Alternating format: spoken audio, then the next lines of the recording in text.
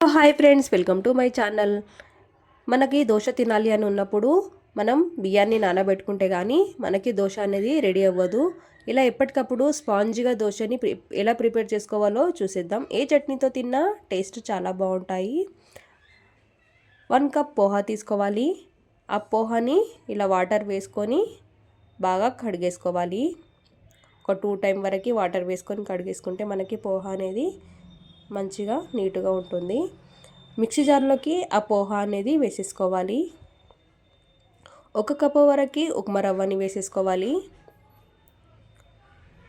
ఇలా 1 కప్పు వరకు ఉప్మా రవ్వ వేసేసుకున్న తర్వాత ఒక 1/2 కప్ వరకు పెరుగు వేసుకోవాలి. 1 కప్పు వరకు వాటర్ వేసుకోవాలి. ఇలా వాటర్ వేసుకున్నాక మనం మిక్సీ పట్టేసుకుందాం. ఇలా మెత్తగా మిక్సీ పట్టేసుకున్న తర్వాత మనకి దోశ బ్యాటర్ అనేది రెడీ అయిపోయింది. ఒక గిన్నెలోకి ఆ బ్యాటర్ని వేసేసేయాలి. మనం ఈ బ్యాటర్ అనేది ఇలా వేసేసుకున్న తర్వాత అందులో తగినంత సాల్ట్, వంట సోడా, కొద్దిగా చక్కెర వేసేసుకోవాలి.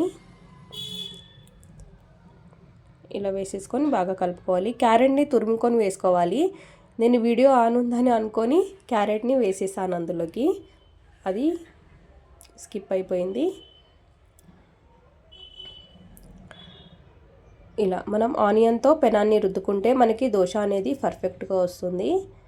ఇలా మొత్తం దోశని ఇలా వేసేసుకోవాలి.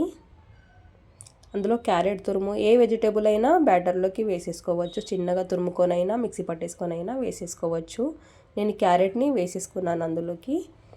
మనకి దోశ అనేది రెడీ అయిపోయింది. ఇలా దోశ బ్యాటర్ లేనప్పుడు ఇలాంటి ఎప్పటికప్పుడే చేసుకొని తినే రెసిపీ చాలా రుచిగా చాలా బాగుంటాయి. ఎప్పటికప్పుడు ప్రిపేర్ చేసుకోవచ్చు. మనకి దోశ అనేది రెడీ అయిపోయింది.